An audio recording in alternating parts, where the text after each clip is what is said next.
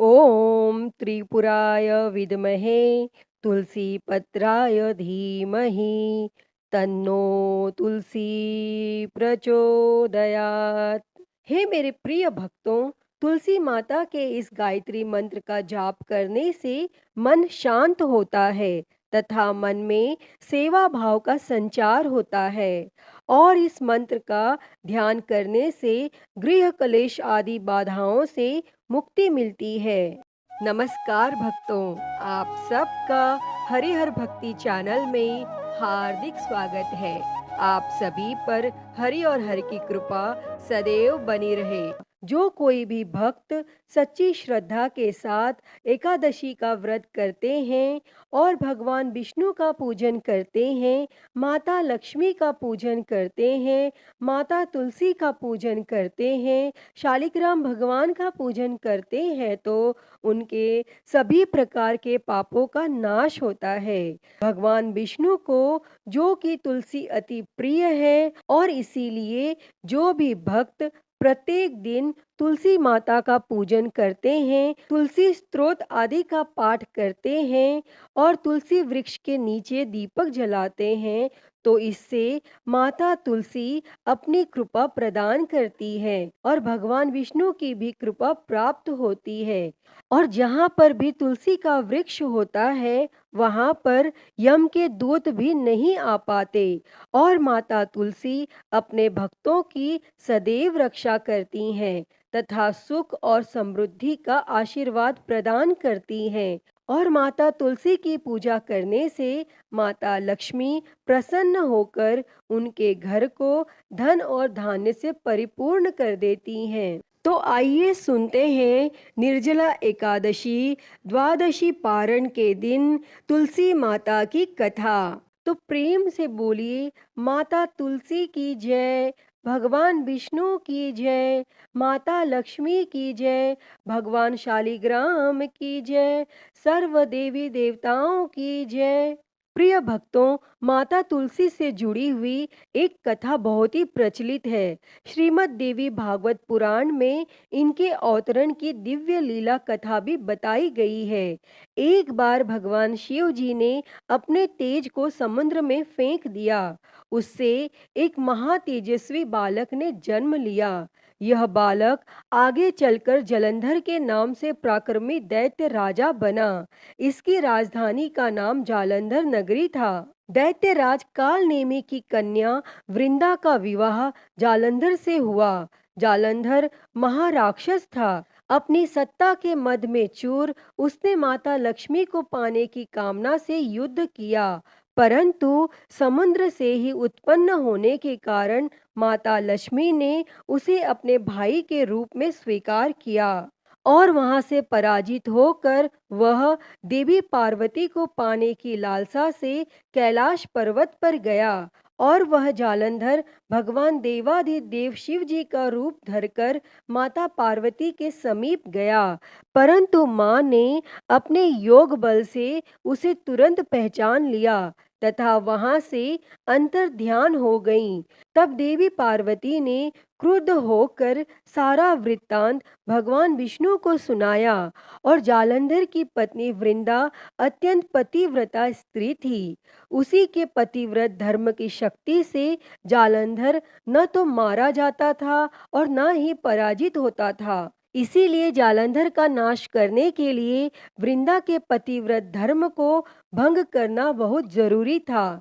इसी कारण भगवान विष्णु ऋषि का वेश धारण कर वन में जा पहुंचे और जहां वृंदा अकेली भ्रमण कर रही थी और भगवान के साथ दो मायावी राक्षस भी थे, जिन्हें देखकर वृंदा भयभीत हो गई और भगवान विष्णु जो कि ऋषि के वेश में थे, उन्होंने वृंदा के सामने पल में दोनों को भस्म कर दिया और उनकी शक्ति देखकर वृंदा ने कैलाश पर्वत पर महादेव के साथ युद्ध कर रहे अपने पति जालंधर के बारे में पूछा। तब ऋषि ने अपने माया जाल से दो वानर प्रकट किए।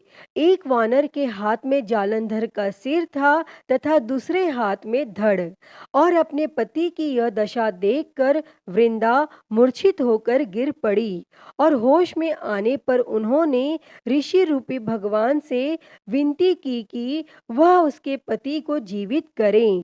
तब भगवान ने अपनी माया से पुनः जालंधर का सिर धड़ से जोड़ दिया, परंतु स्वयं भी वह उसी शरीर में प्रवेश कर गए। वृंदा को इस छल का जरा आभास न हुआ। जालंधर बने भगवान के साथ वृंदा पतिव्रता का व्यवहार करने लगी, जिससे उसका सतीत्व भंग हो गया, और ऐसा होते ही वृंदा का पति जालंधर युद्ध में हार गया। और इस सारी लीला का जब वृंदा को पता चला तो उसने क्रुद्ध होकर भगवान विष्णु को शीला होने का श्राप दे दिया तथा स्वयं सती हो गई।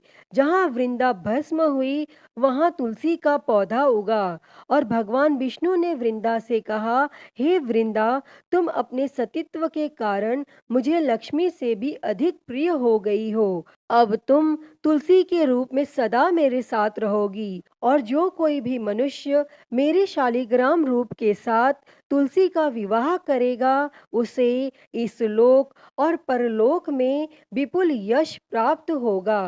प्रिय भक्तों, जिस घर में तुलसी होती है वहाँ यम के दूत भी असमय नहीं जा सकते। गंगा व नर्मदा के जल में स्नान तथा तुलसी का पूजन बराबर माना जाता है।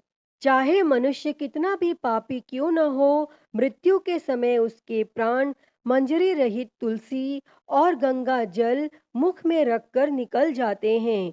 वह पापों से मुक्त होकर बैकुंठ धाम को प्राप्त होता है। जो मनुष्य तुलसी व आंवलों की छाया में अपने पितरों का श्राद्ध करते हैं उसके पितर मोक्ष को प्राप्त होते हैं। भक्तों, उसी दैत्य जालंधर की यह भूमि जलंधर नाम से विख्यात है, और सती वृंदा का मंदिर मोहल्ला कोट किशनचंद में स्थित है। कहते हैं इस स्थान पर एक प्राचीन गुफा थी जो सीधी हरिद्वार तक जाती थी। सच्चे मन से 40 दिन तक सती वृंदा देवी के मंदिर में पूजा करने से सभी मनोरथ पूर्ण होते हैं। तो आइए अब सुनते हैं तुलसी माता से जुड़ी हुई एक और कहानी। एक बुढ़िया माई थी। वह तुलसी माता को रोज सींचती और कहती कि हे तुलसी माता, सबकी दाता, मैं तेरा बिड़ला सींचती हूँ, मुझे बहू दे, पीताम्बर की धोती दे, मीठा मीठा घास दे, बैकुंठ में वास दे, चटक की चाल दे, पटक की मौत दे, चंदन का काठ दे, रानी सा राज दे, दाल भात का भोजन दे, 11 की मौत दे, कृष्ण जी का कंधा दे। और वह बुढ़िया माई रोज तुलसी माता को सींचती और यही कहती। तब तुलसी माता यह सुन सुनकर सूखने लगीं।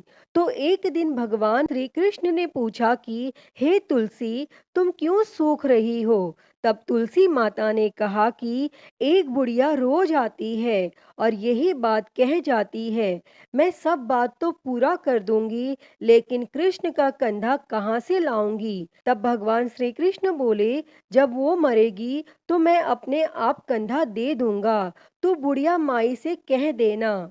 और फिर जब बुढ़िया माई मर गई सब लोग आ गए, और जब माई को ले जाने लगे तो वह किसी से न उठी। तब भगवान एक 12 बरस के बालक का रूप धारण करके आए। तब उस बालक ने कहा, मैं माई के कान में एक बात कहूंगा तो बुढ़िया माई उठ जाएगी। और बालक ने कान में कहा, बुढ़िया माई मन की निकाल ले, पीताम्बर की धोती ले, मीठा मीठा घास ले, बैकुंठ का वास ले, चटक की चाल ले, पटक की मौत ले, कृष्ण जी का कंधा ले। तब यह सुनकर बुढ़िया माई हल्की हो गई। तब भगवान श्री कृष्ण ने कंधा दिया और बुढ़िया माई को मुक्ति मिल गई। हे तुलसी माता, जैसे आपने उस बुढ़िया माई को मुक्ति दी वैसी ही मुक्ति इस कथा को कहते, सुनते और हुंकारा भरते को देना। तो बोलिए तुलसी माता की जय, वृंदावन बिहारी लाल की जय। तो भक्तों, मैं उम्मीद करती हूँ कि आपको आज की यह कथा पसंद आई होगी और अगर वीडियो अच्छी लगी हो तो इसे लाइक करें, ज़्यादा से ज़्यादा शेयर करें और कमेंट में तुलसी माता की जय लिखना ना भूलें। और हरिहर भक्ति चैनल पर आप नए हैं तो इस चैनल को सब्सक्राइब कर नोटिफिकेशन बेल को ज़रूर ऑन कर लें। हर हर महादेव। धन्यवाद।